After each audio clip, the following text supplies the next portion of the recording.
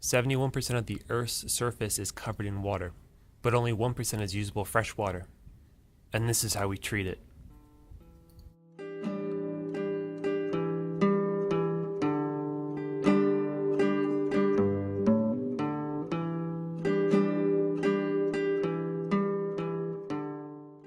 Oil is a major polluting factor. When you think of oil and water pollution, you probably think of the BP oil spill in the Gulf last summer. The Deepwater Horizon oil rig exploded and sank last week, killing 11 people. Although it was initially thought there was no leak, it's now believed nearly 800,000 litres a day could be spewing from the seabed. That oil slick is now about 160 kilometres long, and this is the US Coast Guard's estimate for its position at 2300 GMT on Thursday. The worry, of course, is that by about 2300 GMT on Friday, it will be approaching the shoreline of the Mississippi Delta. The spill gushed about 210,000 gallons of oil a day, or about one Olympic swimming pool every 3 days. In total, about 206 million gallons leaked into the sea, covering more than 10,000 square miles. As of November 1st, it had killed 6,104 birds, 609 sea turtles, and 100 mammals. 20% of the Atlantic bluefin tuna spawned in the Gulf died, and the species is now being considered for the endangered species list. Because the spill affected such a large amount of fish, it also affected 27,000 people with fishing jobs on the Louisiana coastal region alone. As sad as this is, oil spills in general are only responsible for 12% of oil entering the seas. Regardless of how oil enters the water, be it consumption, extraction, transportation, or natural leaks, 85% of 29 million gallons of petroleum that enter North American waters are a result of human activity.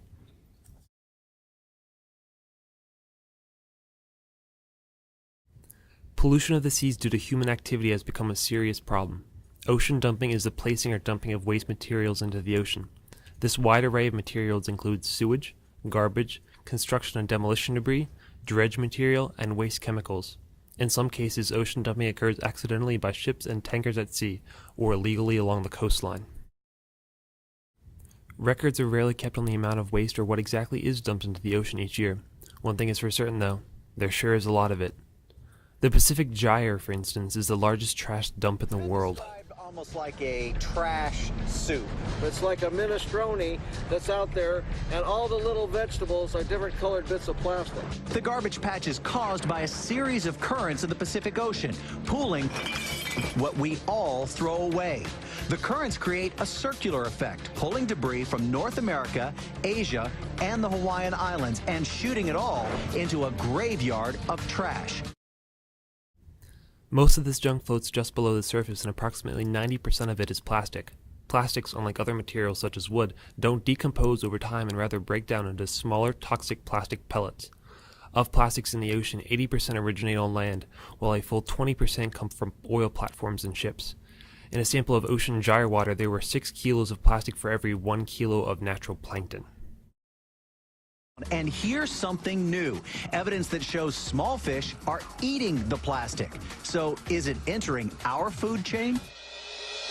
A fish like this, I've found 26 pieces of plastic, all different colors, inside one stomach. Birds, too, are making a meal of it. Large quantities are found in their stomachs.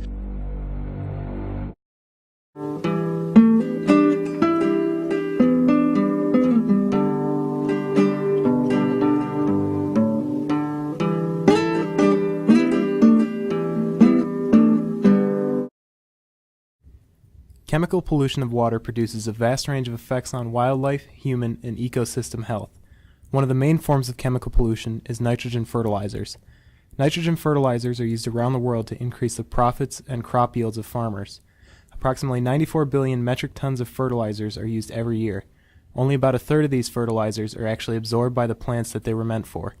Most of the remaining 60 billion or so tons leaches through the ground into aquifers or is carried into surface streams and rivers by runoff. Once in water, nitrogen fertilizers catalyze the growth of algae to grow to huge numbers. After the so-called algal bloom, there is a mass death of algae, and the decomposition leads to the depletion of oxygen and water. This process is known as eutrophication. After eutrophication, the diversity and ability to support life of the body of water is severely diminished. Fish cannot inhabit the low oxygen environment, and very few aquatic plants can survive. This is also true in marine environments. At the deltas of rivers that have large amounts of farming near them, areas known as dead zones are formed.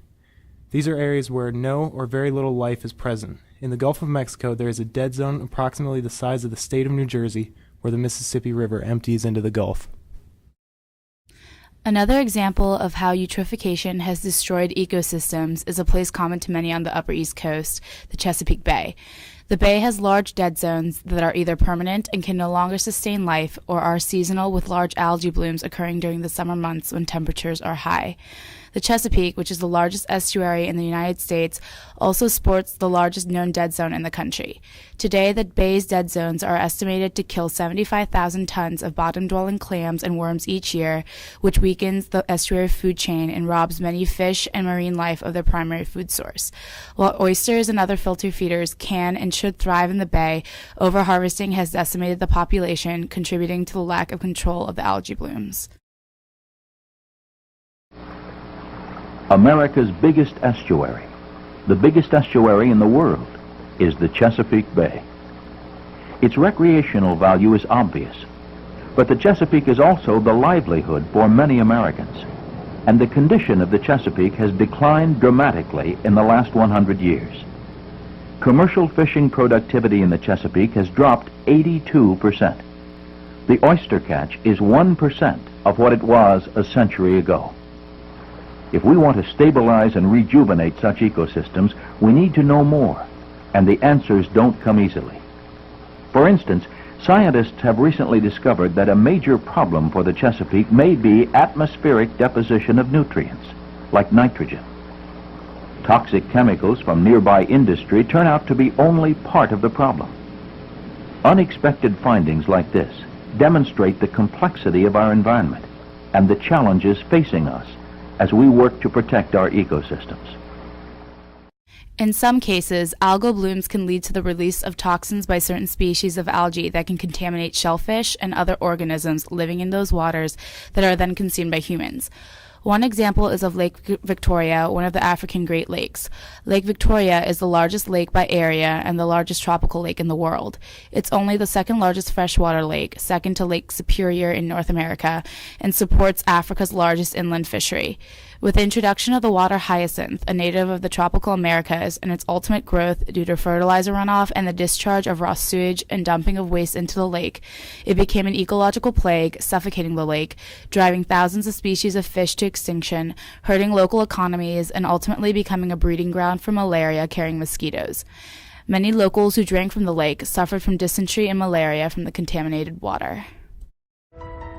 Many agree changing our behavior is the only hope. The planet is a closed system, so everything that happens on Earth stays on Earth. What we need to do is we need to accept responsibility at a local level and reduce the amount of plastic that's finding its way down our waterways into the oceans.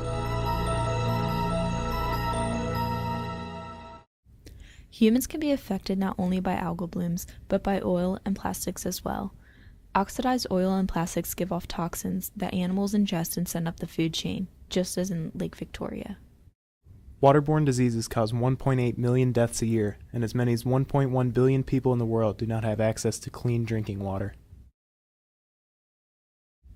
71% of the Earth's surface is water, but only 1% is usable fresh water.